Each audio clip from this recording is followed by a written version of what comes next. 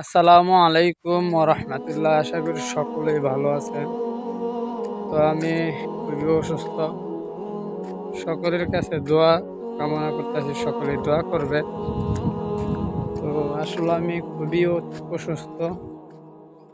আসলে আল্লাহ মানুষের রোগ বালা দিয়ে মানুষের পরীক্ষা করে, সবই আল্লাহ তাআলার ইচ্ছা। তো এখন আমি সুস্থর পথে। তো যার কারণে আমি ভিডিও করা পারছি না এর মতন।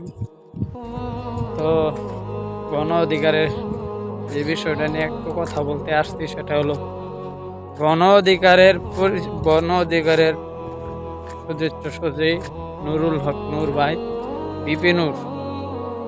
তো তার এভাবে অমানবিকভাবে নির্যাতন করা হয়েছে, মারা হয়েছে। তো সেই কারণে পঙ্ক্ত নিন্দা জানাই, এবং যারা এই ধরনের কাজ করছে তো তাদেরকে আইনের আওতায় আনা হোক।